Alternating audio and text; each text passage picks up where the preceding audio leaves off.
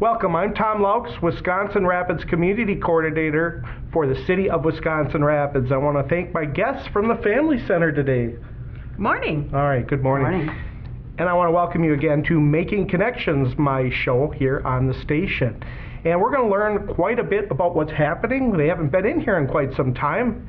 And it's Domestic Violence Month here. Domestic Violence Awareness Month. Correct. All right.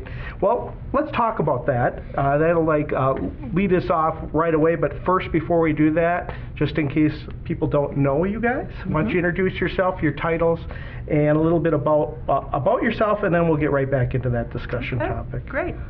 I'm Sue Sipple, and I'm the Executive Director at the Family Center. I've been here about 3 years.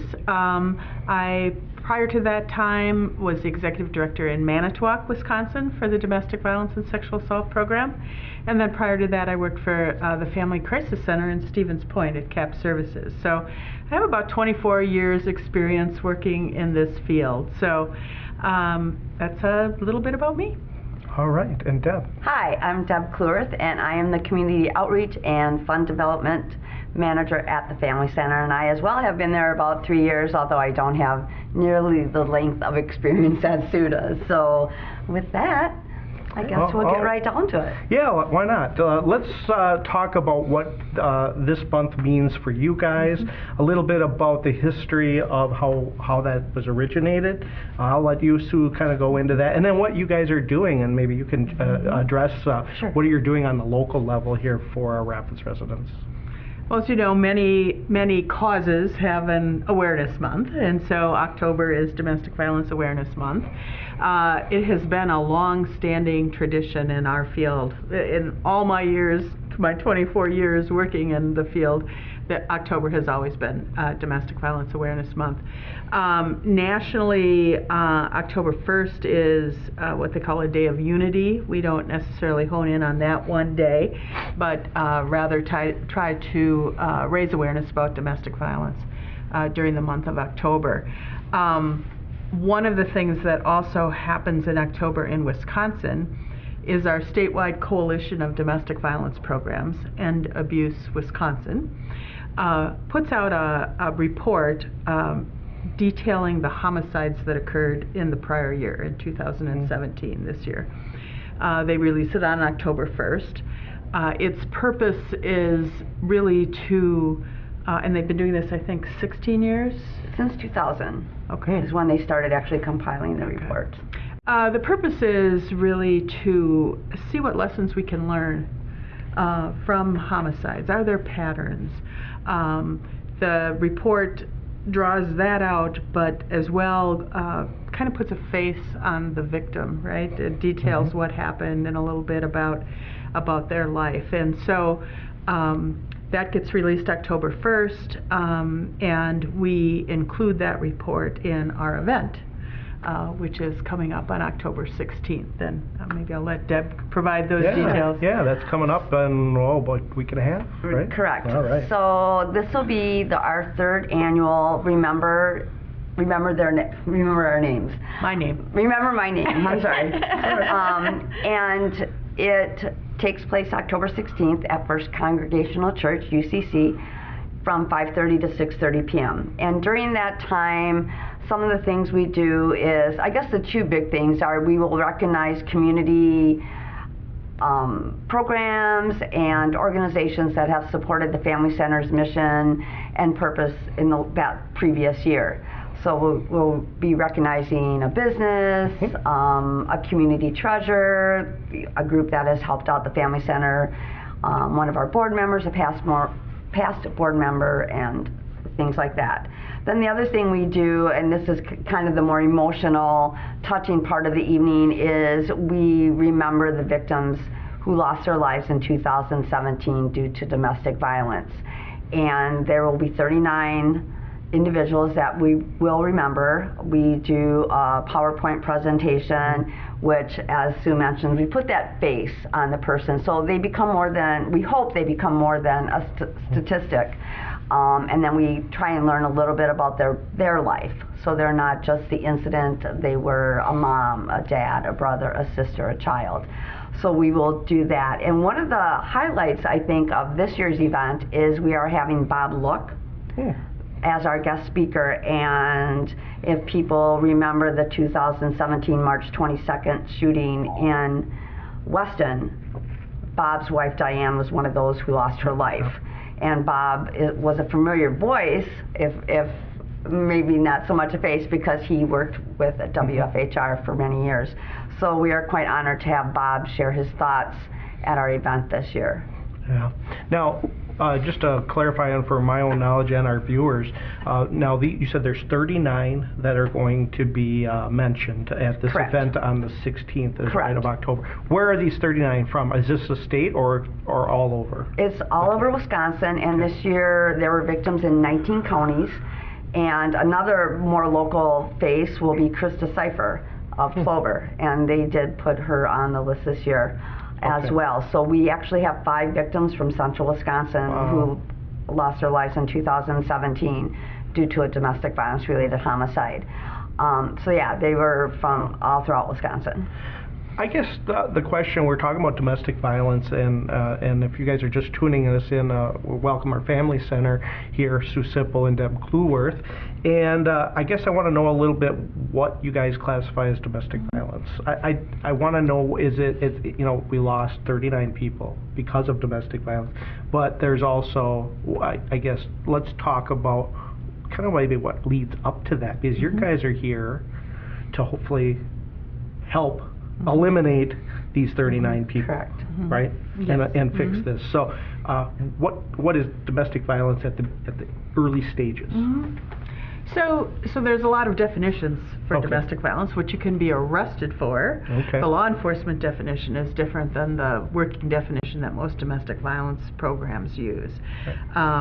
Generally, with law enforcement, it has to be physical or pertaining to physical or a threat of physical abuse.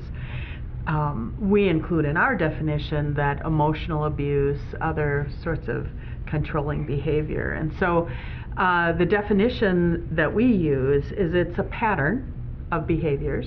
It's not an isolated incident. It's a pattern. It's part of somebody's regular routine. So a pattern of behaviors, coercive behaviors, all pointed at trying to gain and maintain power and control in the relationship. So power and control is another big word for us. So sometimes physical becomes one of those behaviors. Lots of times we hear from victims that the physical was a long time ago.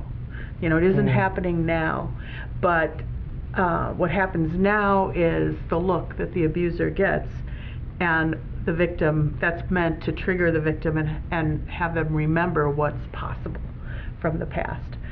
So so it's all part of a pattern. Generally, what we see is the tactics that the abuser uses, they will escalate at certain times, generally at times that they feel like they're losing the control. That makes sense if that's the purpose, correct? So what might make them feel like they're losing control in parts of their lives? Maybe if they lose their job, right? So that can be not necessarily a trigger, but that can cause the abuse to escalate because the abuser likes to have the control. Another big one that comes out in this report and has over the years is another situation that might cause them to feel the need to escalate is if the victim has decided to leave them. You know, if the victim says, this is it, I've had it, I'm done, I'm leaving, I'm out of here. That's actually most domestic violence homicides happen after the victim has left the relationship or while they're leaving. So that's why it's so important to be in contact with us when you're thinking about that, so that we can put in place some safety plans and ways to make that exit safer for you. So generally, domestic violence, a pattern of behaviors, not an isolated incident, the purpose of which is maintaining that power and control. We have a little wheel that we use that shows some of the tactics, everything from economic abuse to verbal abuse to using children. Children often become pawns in that control effort. So, and I usually, when I do a presentation, which by the way I love to do, so just call,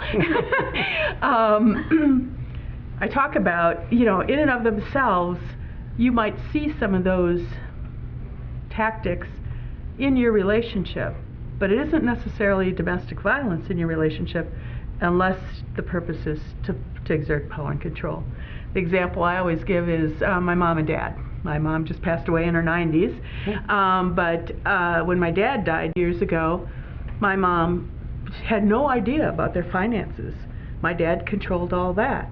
Okay, well, man, that's right there on the power control wheel and economic abuse. But in that day and age, that was kind of how it was. And it wasn't that my mom wasn't the equal in that relationship. It was that they had made the choice that this is how they were going to manage the finances in the relationship, right?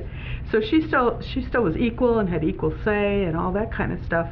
But so I guess it's always important to me that people understand you have to always put it in the context of, is it about someone trying to be the power?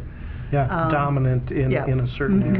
Controlling, you bet. And it's everything from verbal to economic. I never even thought about that piece. And you guys see all forms of it. And you have staff that is trained to help in those situations, to help counsel. Is that right? Yep. So it's generally women that come here. Is that correct? And I guess that feeds into that power and control dynamic. I mean, the society and gender roles often puts the male in that. It kind of feeds that. Sure. I am strong. I am in charge. Thoughts. Well, for you people that don't maybe know where the Family Center is, it's located here in Wisconsin Rapids on the east side. And I guess from your point of view, and maybe wanted to know, is what qualifies them, and I don't want to say qualified, because you would take any kind of call. Right? Absolutely. What should they do if there's a problem? Should they see you? Should they see in law enforcement? Where do they go? Well, certainly one of our beliefs in working with victims is they know their situation best and they know what's best for them. We have victims that see a pastor, somebody at church. That's where they first talk about it.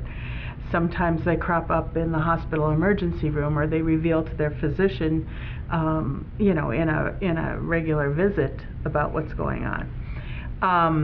People call law enforcement. All of those are avenues to help, and like I said, people crop up lots of places. I would say that it probably works best if somewhere along the line someone calls us. They don't have to say who they are. They can remain anonymous. I would say that a lot of times the call goes something like, or they come in to talk, I don't really think this is domestic abuse, but because part of that the tactics that an abuser uses is to isolate the victim and to normalize what's happening. This happens all the time in relationships, blah, blah, blah, blah, blah. Minimize what's going on. Isolate them so they can't do reality checks with friends. Blame the victim. If you would just keep the house cleaner. I wouldn't get angry. So the victim starts to believe that stuff. So people sometimes are in a domestic violence relationship and don't even realize it. So I would say call, run it by us. We're not about trying to convince somebody to leave if they're not ready to leave. We know that doesn't work. That's right. So there was another study done a couple years ago where 42% nationally, this was a national study, I think it was 42% of domestic violence homicide victims had contacted law enforcement in the year prior to the death. 40%. So victims were calling. They knew something was wrong. The law enforcement came. Hopefully there was an arrest. But the criminal justice system isn't always the silver bullet in ending domestic violence. In that same study, with those same victims, only 4% had contacted a domestic violence program. So there was kind of a missed opportunity there, right? Yes. If we were able to keep more people safe than law enforcement, the systems really need to work together. And we can talk about it a little bit later, but we are working on a protocol where law enforcement is now implementing an assessment when they're called out and trying to determine, based on an evidence-based survey, whether this is a potentially lethal relationship, and then connecting them with us. So it's had great success in other areas. So.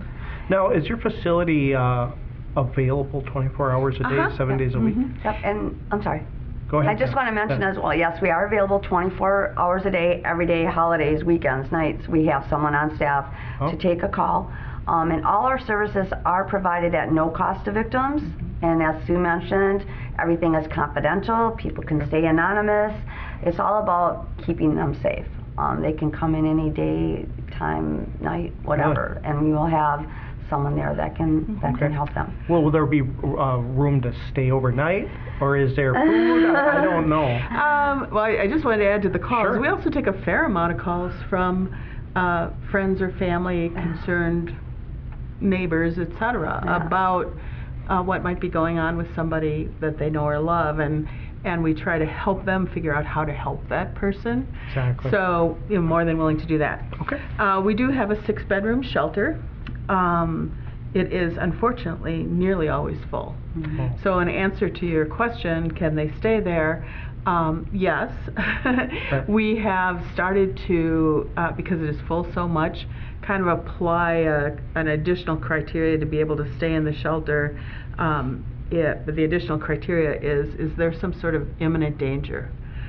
In the past, we realized that domestic violence and living in an abusive relationship can have long-term repercussions. And so maybe somebody moved in with a friend, and now that's not working out. They moved from the domestic violence relationship in with a friend, and now that's not working out. We used to be able to shelter those folks because they really needed a place to go. The root cause was domestic violence. Now there has to be some imminent safety risk.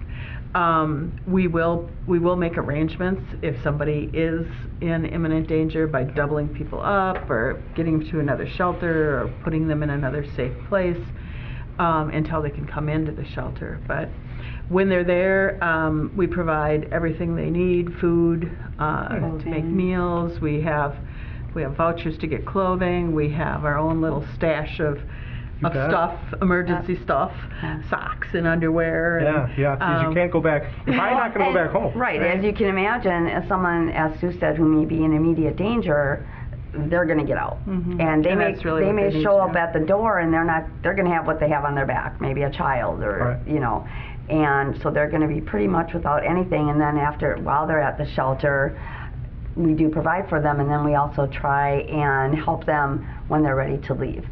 Because again, like you said, they're probably not going to go back to the house. They may be without all their house, which also is a deterrent sometimes in them leaving. Because if I leave, what am I going to have? There's that fear of the unknown, and I don't have a place to go, but I need to get out of this relationship.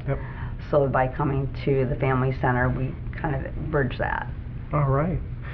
Well, we're going to take a break here for one moment. Sure. And then we're going to recap some of the stuff, the event. And then I want to kind of go back to what we were talking about just a little bit ago about police departments and law enforcement, and get your take on that and how you guys are going to be working together. And I also want to talk about the Hannah House, because we have heard now that they may want to come here, but in our community, I think there's an understanding there might be they not sure the differences of the Family Center and the Hannah House. And I just kind of want to make sure there's an understanding there is a big difference. It's not a duplication of services, and maybe you can help me understand and have our community understand. So come back here shortly after this break, and we'll re-pick up at that time. So I want to thank you again for joining me on Making Connections, and we'll see you right back.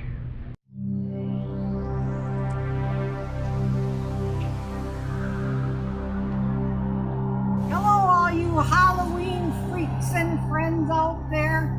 I suppose you wonder what this is all about. No, I'm not giving away any of my recipes for my potions or my witch's brew, but I'm here to tell you about a Halloween event that's going to take place this year. It's called Halloween Aid Fright for Life, and it's the 10-year reunion of the benefit. What? You've never heard about it? This event is done for someone in our community that has been born with a disability or has acquired one, and all the proceeds from the benefit will go to that person to help with their medical expenses. This year, the benefit is done for a little boy named Jay Swersinski. He was born with a disease called Apert syndrome. All the proceeds from the benefit this year will go to help his family with many, many surgeries that he will have to endure and medical expenses. So now you're probably wondering what takes place at this event. We have a bake sale with Helen Ponchak from the Little Pink Restaurant, all of her homemade bread, and lots of goodies from the community people. We also have Dance with Pam dancing to Michael Jackson's Thriller at 6, 7, and 8 p.m. This year, we are blessed with some new guests from the Wisconsin Rapids Community Theater, who will be dancing at 6:30, 7:30, and 8:30. We also have 15 stations with all people in costumes for the little kids to get candy at. And then we have the haunted corn maze. So does this sound like it'd be a lot of fun? Come on out and join us for the festivities. It is definitely an event you don't want to miss, and you will enjoy every moment of. Happy Halloween and happy haunting.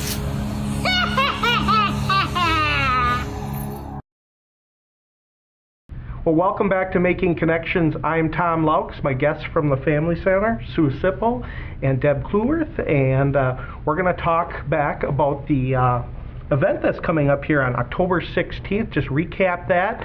And how, Deb, does people get a hold of you? Do they just show up? Do they need to make a reservation? I guess let our audience know. Sure, absolutely. So we're having Remember My Name event, our third annual event to remember victims who lost their lives in 2017 due to domestic violence. And it is open to the public. It's from 5:30 to 6:30, again, October 16th. It's a Tuesday night at First Congregational Church, UCC. If you want to go on our Facebook page and we have an event set up on there, you can let us know you're coming or just show up. We'll try and keep it right to an hour. It should be a very nice event. We're having Bob Look, again, whose wife Diane lost her life on March 22nd, 2017 in the Weston shootings. So she is one of the 39 victims that we will be remembering. And we're also going to recognize community members who have supported the Family Center.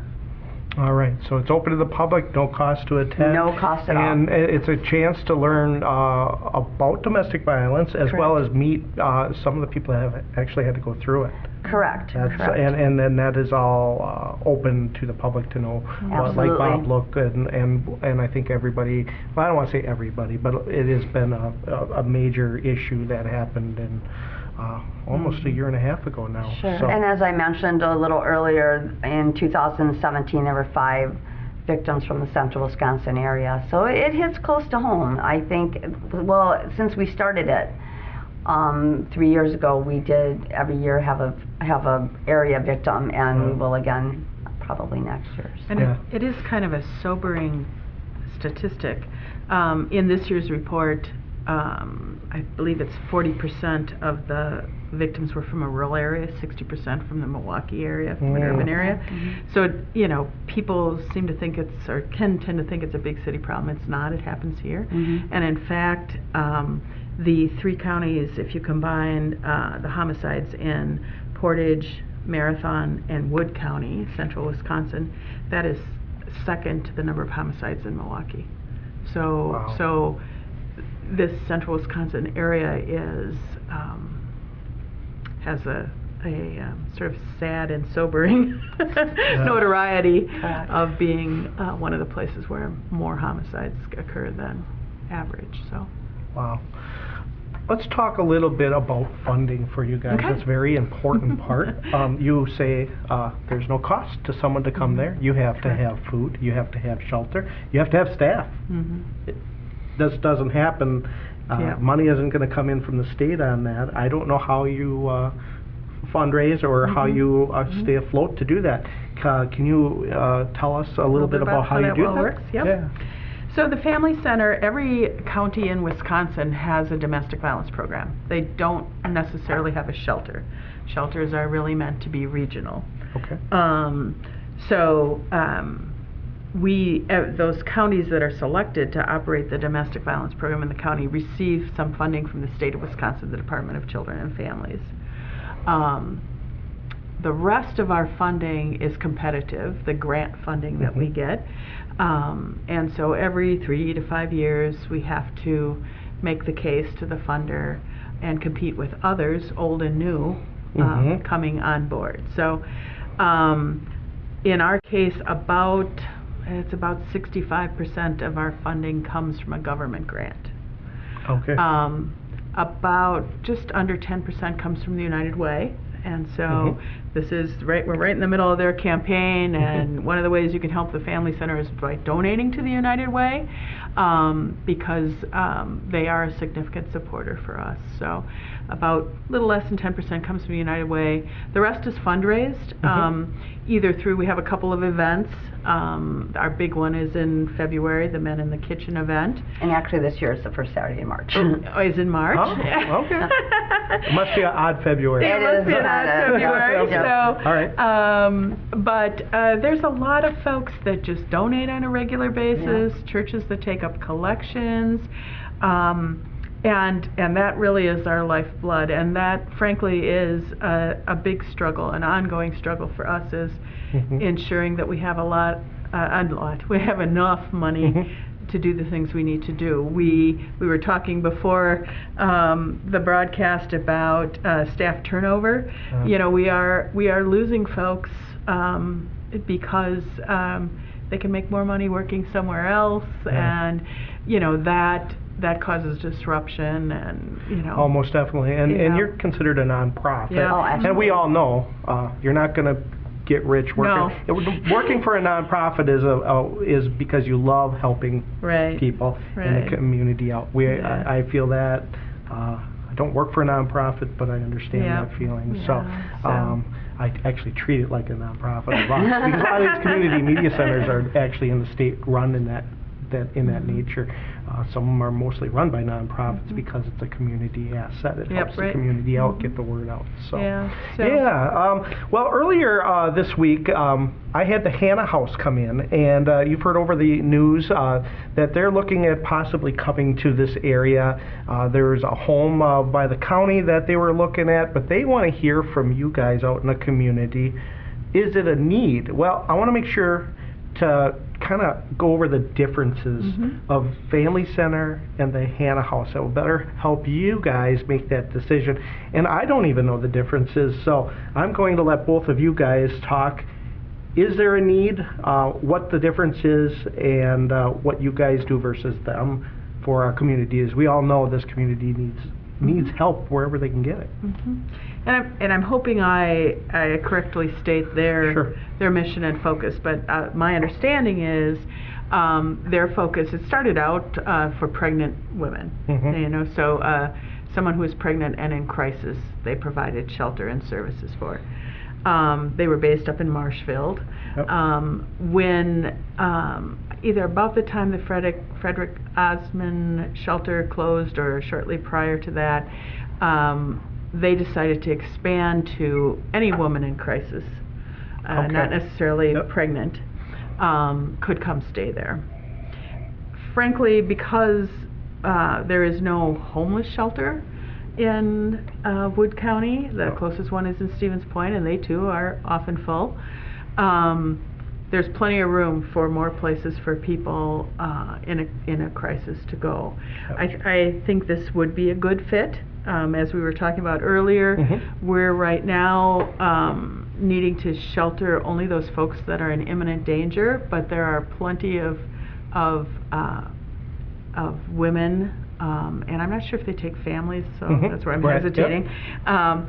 Families who are in a crisis and need a place to stay. Right. I would hope that, and they sit at the same table at a lot of meetings that I attend as well, that we can work together and they can recognize that our expertise is domestic violence and sexual assault, and if that is the type of crisis that somebody has, that they can make a referral to us. And when we get that call from someone who maybe the domestic violence was a while ago, but they're now finding themselves in crisis or in a homeless situation, that we can work together. Sometimes for us, right now, our average stay is 62 days, which is astronomical. Last year it was 40 days. And so it's going up and up and up, and it's harder and harder for people to be able to move on. They could potentially be a resource for us.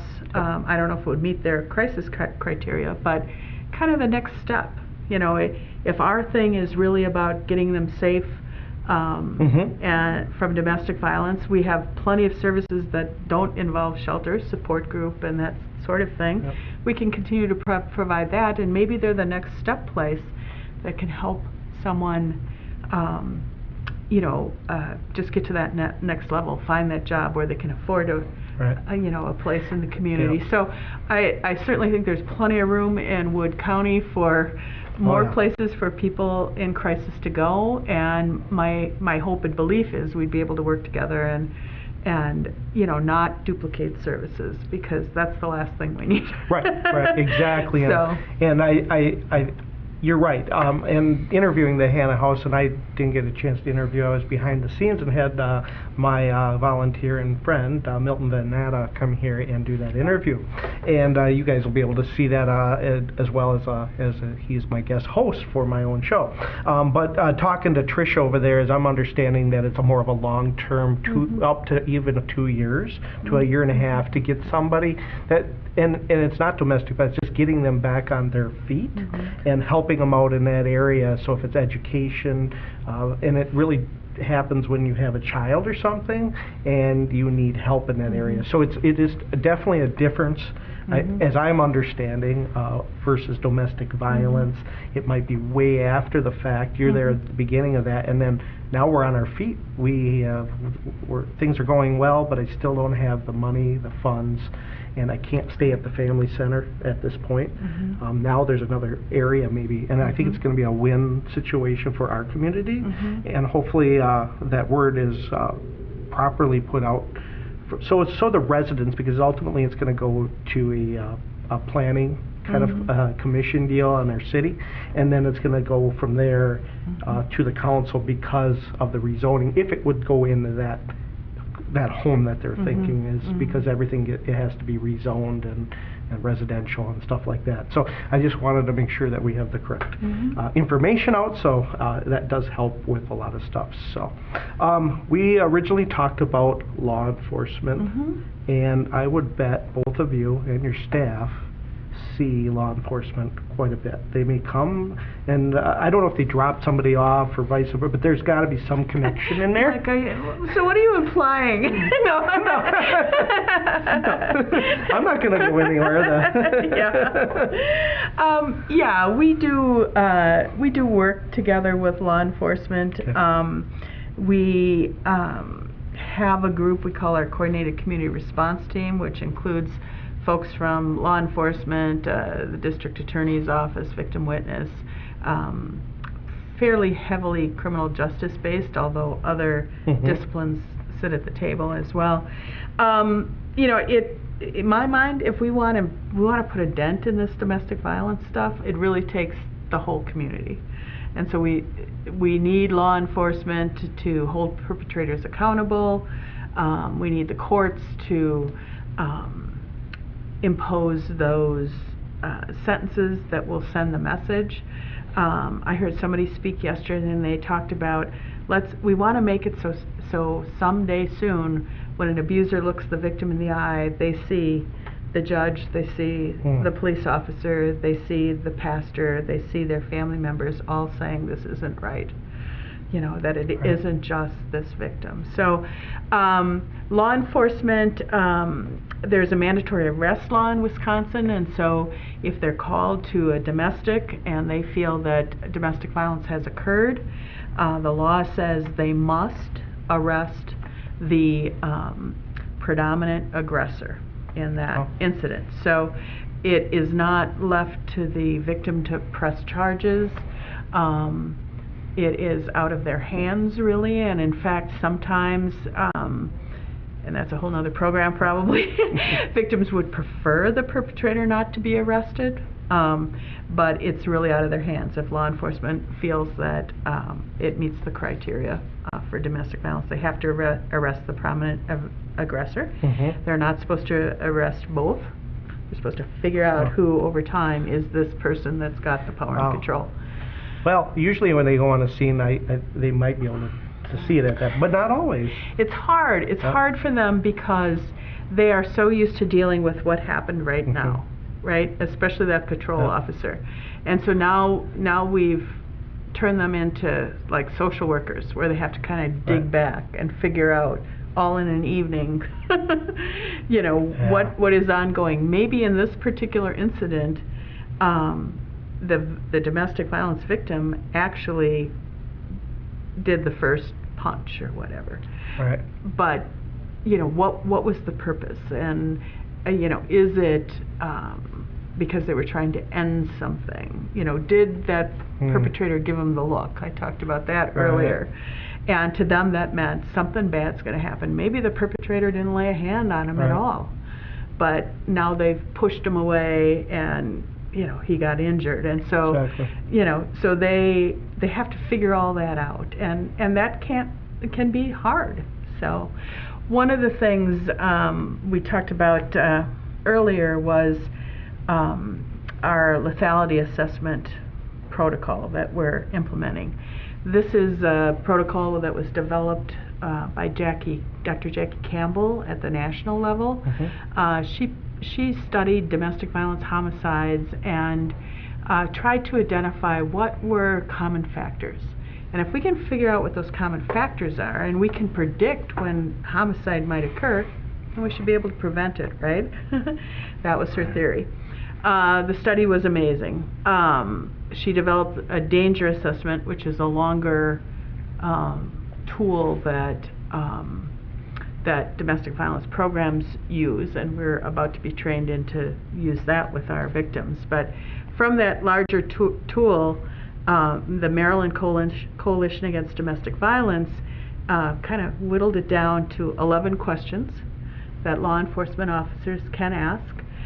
It can be when they're called to a domestic, or it could be when they're called to suspicious drug activity. So, and they get the feeling that maybe there's domestic violence going on in that relationship, they can take the victim aside and ask these 11 questions. The questions, I believe none of them are a crime. They are not things that you could be arrested for. They are things like, did you lose your job? Or did your husband or partner lose their job in the last year? Have they threatened suicide? So they are things that aren't illegal, but they are those common factors in a homicide. They're not necessarily predictors of future domestic abuse, that controlling behavior, but they are predictors of homicide. So law enforcement asks the questions, they score the tool, and there's kind of a weighted scoring mechanism.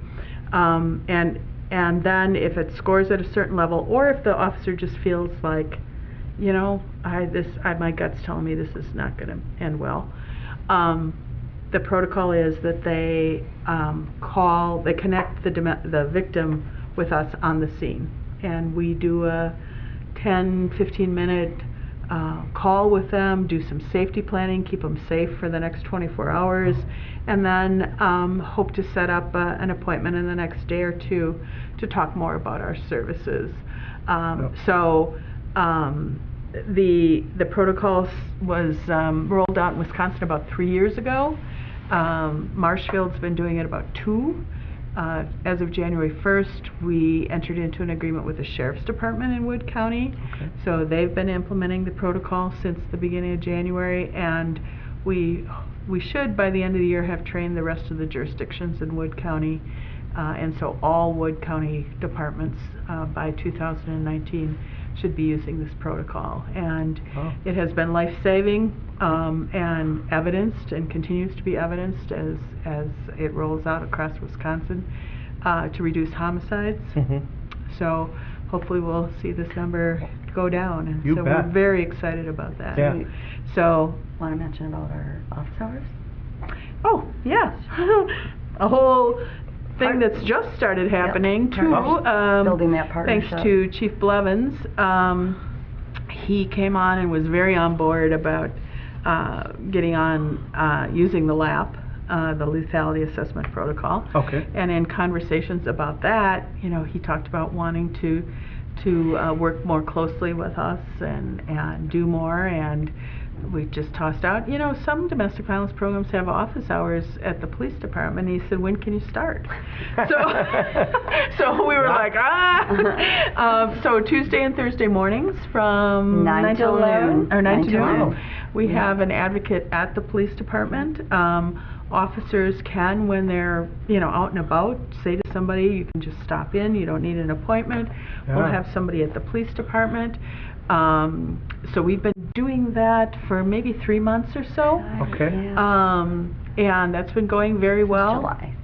One of the side things that we didn't anticipate is a lot of officers are stopping in to talk to the advocate about, I had this situation the other night. Oh, yeah. Kind of thing. And so, and that's great. It's building that relationship and a better understanding of what we do and what we have to offer and the kinds of things that they face out there. And Oh, yes. And again, So- all the contact with the victim is confidential. Oh, they yeah, can just come in and speak to the advocate, or they can come in and just learn more about our services that, like Sue mentioned earlier, Sure. maybe it's a loved one who, they're more comfortable walking in like that, and they Exactly. can say, hey, my daughter, So what are those days again that they would come to City Hall, which is our police department? Correct. Correct. Go ahead and mention those days and times again. Tuesday and Thursday mornings, 9 to noon. And is there a name to the program that this is? No, the thing yet? I think they Office just, hours. they Just just office go, hours. Family center office walk in hours. and say, is someone here from the family center? Correct, I believe they're meeting with folks. They've set aside a little tiny conference I room. think so. Okay, so it's not in the PD it's- itself, it's probably in an area somewhere, well, maybe it's in the Well, I PD, but think it's it is in the confidential PD, correct. between your Yes, no, the employee as- officer's not sitting no there. officer in there at that No, time. So they have that can no be kind of idea. intimidating to Yeah, see correct, it, yeah. see an officer, it just makes you. And we're trying, there's a lot of things, as I talked about, the stays go up in shelter, and we're trying to rethink how we can reduce those and maybe intervene earlier with folks and, come up with some new and different programming where we can maybe get people out quicker or keep them from even having to come into shelter. And Right. one of them is a concept called mobile advocacy, where we're trying to go out there and have office hours different places. We're also waiting to hear on a grant application to see if we can ramp that up and potentially then have office hours all kinds of places, maybe the ADRC or maybe in the schools or Right. maybe wherever. Most definitely. Make it And this easier. is done other places. This Yes. isn't something that No. you guys created. It really sounds like a win-win situation and even a way to help with the drug problem we have in our area, because we know that drugs are going to relate to domestic violence, and that's ultimately what we want to do is to get rid of this, and this is all a big part of it. And I'm kind of seeing a relationship of how they, when we were kids, there was no liaison officer at school. Right. We didn't have it. And it's kind of starting to almost look like this could be something very similar, that police departments maybe need to start thinking into that term of not just drugs, but domestic violence, and they are. In a different world. I mean, they're not being there. You're the person that is educated in what you guys do is kind of acting into that form by going over there.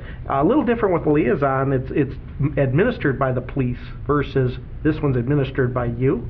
So I think that's a great idea. And we do have RASA. We have a prevention specialist, violence prevention specialist, that does offer office hours in some of the schools.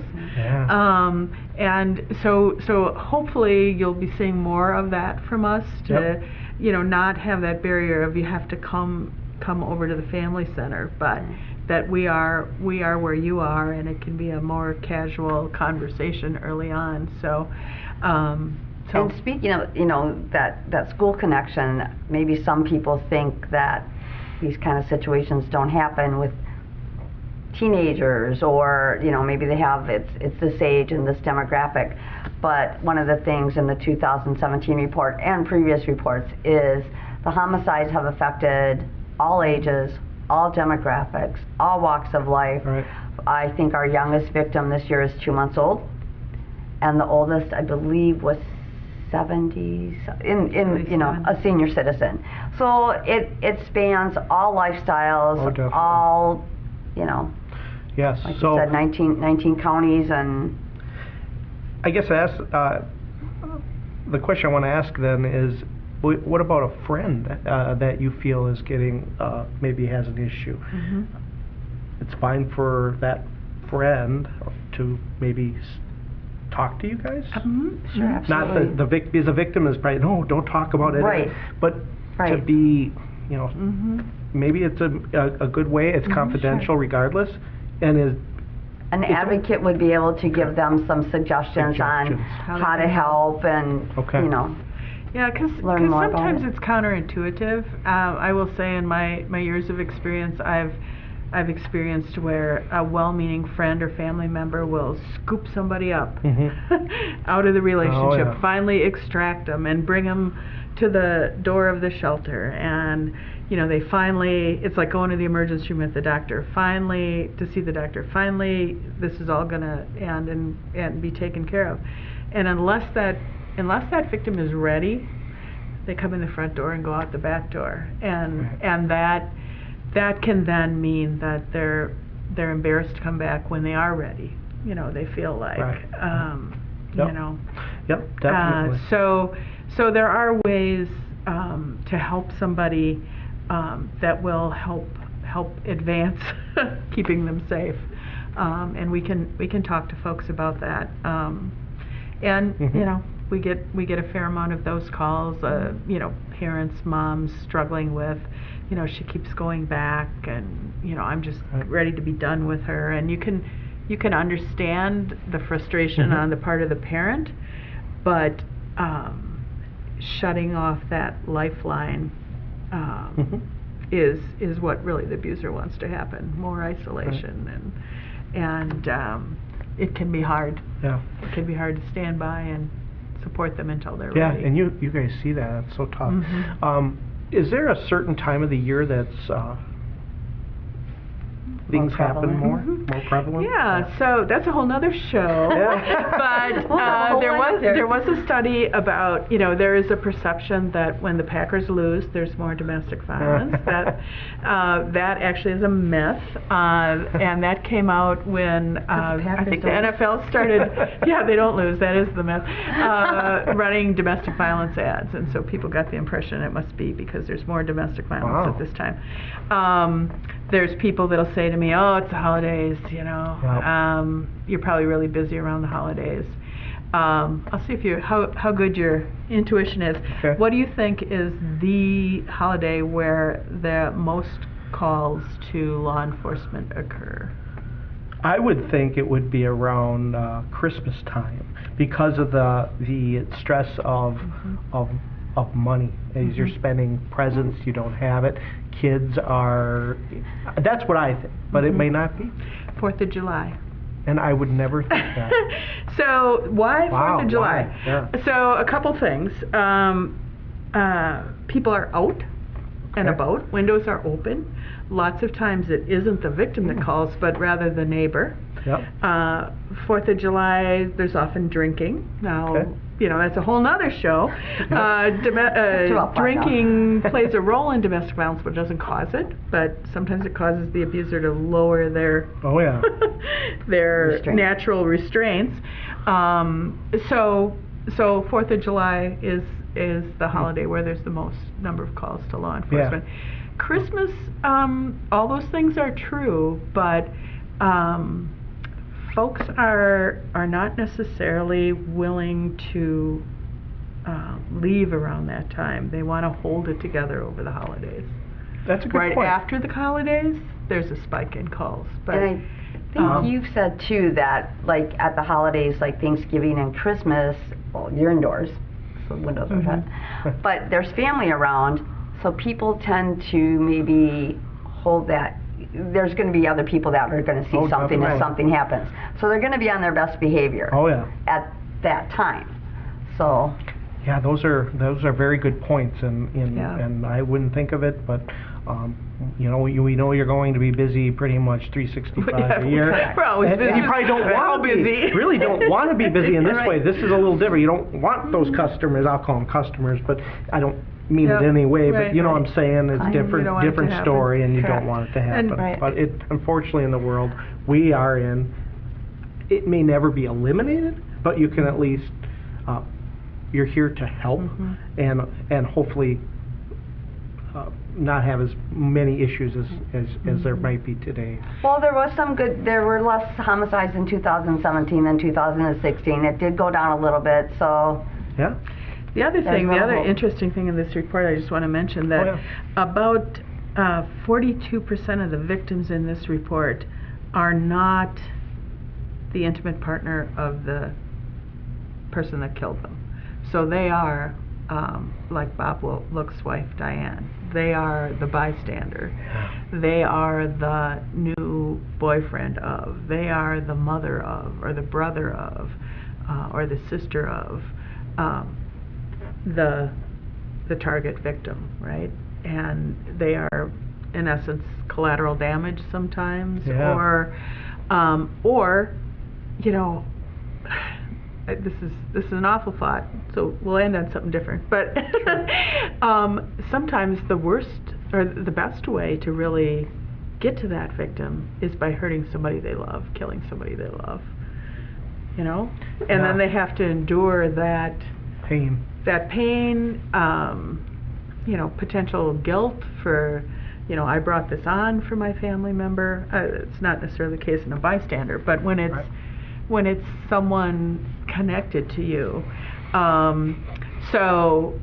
It's, again, as we started in the beginning, all about, sending that message that, you better do what I want and say, or, And that is abuse. yep. And then verbal is a major abuse, and it escalates from there, usually. Yep. And you're here to help. You talked about this report, and we've been kind of reviewing this report earlier today, and earlier this week, Deb, you had sent it to me, and it is a large report. Is this a report that's open to the public? Yes. And where would they find this report? On your website, or? Well, it lives on the End Abuse Wisconsin website, Okay. which is endabuswi.org. correct. Okay. Maybe Deb can send you the Yeah, link. and what we'll do is, you send me the link, and I will put it, you'll see it now on the bottom of your screen. At this point, you don't see it, because we're going to do some production after that. But we'll leave, It'll be there. we'll leave a phone number if there is, and a web address if you're interested in reading this report, very detailed report, and it is relatively new. October 1st it was October released. 1st, so, yeah, it'll expand on what we're talking about. All the previous reports are also out on their Okay. website, so, Right. I don't know if you want to read them all. They're pretty Right. sobering, but Right. if you have a particular interest in a county or a year, you can pull those up. Yeah. Although it, like we mentioned earlier, it puts a face, it puts a person, because you read these little excerpts. And when I've been doing the PowerPoint, I often will look for information. Okay. And by the time we're ready to roll with it, they have become that person. I can hear the name and I see the face. Yeah. So it is very, very sobering. Many sad stories, but Oh, again, definitely. it needs to get out there as well. Right. All right. What am I missing? What else do we want to? We talked almost about an hour. Yeah. I think one of the things is, as Deb said, there's 39 victims in 2017. There are thousands of incidents every day. Yep. So there is only a small fraction that become deadly. They are sometimes, the victims are sometimes, what I want to say, collateral damage. You know, Yeah. so it really can affect any and all of us. One of the other messages I try to get out there when I do a presentation is we all really need to be equipped to know when we feel like something's not right in Yep. a friend's relationship, what's out there, what the services are, how best to help them. And so, you know, I guess I would just challenge everybody to be that piece for somebody, you know, Yeah. to be that person that understands and says, you know, I'm here to help you, whatever you need. I know a little bit about where there's some services, you know. Yeah. So, like I said, it happens every day. We don't have necessarily the numbers, or they're not easy to pull up, but when I worked in Manitowoc, we were able to track that there were between 2 and 3 incidents every day. Arrests, just arrests. I mean, that's, Yeah. who knows what else didn't get arrested, didn't get called, didn't, you know, the verbal abuse, but it happens all the time. So. Yeah. Let's leave by you sharing your address. So just in case people want to know, again, it is a safe area, so the address is public knowledge. And then a phone number, if you have that, as well as a website, or wherever anybody can get more information about your services. So either of you. Sure. So the Family Center is located at 500 25th Street North in Wisconsin Rapids, just off of Baker. Our crisis line number, which is available 24 hours a day, is 715-421-1511. And people can call that anytime, day or night. Website? Our website is familyctr.org. And it's kind of under construction right now, but we're very excited to have that roll out very soon. It's going to look wonderful. It'll have more information on there, links with information about our services. And we have our Facebook page, so you can follow us on Facebook right now. That's kind of our main venue for getting information out. You'll find our event for Remember My Name and other things. We post facts. I've been trying to post a fact today in regard to this report. And we also are on Twitter. I believe that's Family CTR as well on Twitter. So check us out. Stop by if you would like to find out more information. As Sue mentioned, she is always available. I shouldn't say always. She is available for presentations. Right. So just give us a call and we can set that up as well. So part of Domestic Violence Awareness Month is getting that awareness out there, and we're here to help and help victims. We also have a ton of volunteer opportunities. You know, if we've moved you to want to become involved and be part of the solution at a different level personally, you know, maybe it's financially, but we certainly have a lot of people power that we use there. Everything from one-time projects to ongoing. We lost our long-term maintenance person that had been with us for 10 years, and so, you know, a retired handy person. It doesn't have to be sitting and counseling a victim. You know, we need all kinds of help. Exactly. And just let us know what you like to do or want to do, and we'll try to find a niche for you. And the contact is Nicole at the Family Nicole? Center, but they can call the number Deb gave out. You know, it's the crisis line. But We'll connect people. Yeah, We'll get to and there. I think it's great to have volunteers because they ultimately get the word out about what you guys do, and hopefully, you know, if something was it saves a life. You know, we really life is so precious. And better life. And a better life, And a better exactly, life. as that's Correct. ultimately, we want people to succeed, and it helps the community grow and our economy. It's a win-win to get these people and on their feet and feel better about themselves as well. And it is very rewarding. We had a table, the Family Center had a table at National Night Out, which was in August, I want to say, I believe. And a woman approached us and shared her story and how she had used our services and she was in a better place and still moving forward. She wasn't like where she wanted to be yet, but you could just see how, she was, I just felt much happier and willing to share that this is where I was and this is where I am and this is where I'm going.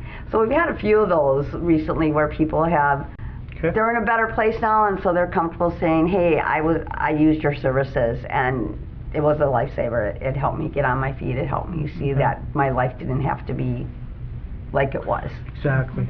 Remember My Name is from 5:30 to 6:30, October 16th, Tuesday at First Congregational Church. Don't need to reserve a spot. Just come on out and just learn more about domestic violence. We'll be highlighting community members who have helped out the Family Center and also paying respect, I guess, in a way, to those who lost their lives in 2017 to domestic violence homicides. So we hope to see, in Wisconsin, correct, in Wisconsin. So we hope to, it's grown a little bit each year, and I think people who attend, they leave very moved. It's very, very touching, so. Exactly. All right. Well, thank you both for coming by and sharing all that information. And hopefully here at the station, we are able to help get the word out for you guys. Thank you. And please, if you have time to attend or want to know more about the Family Center, that you could reach out by giving them a call or visiting their website that you see at the bottom of the TV screen at this point. They're there 24 hours a day, not Deb and me. Sue, but there is somebody there that is going to help. So please don't be afraid.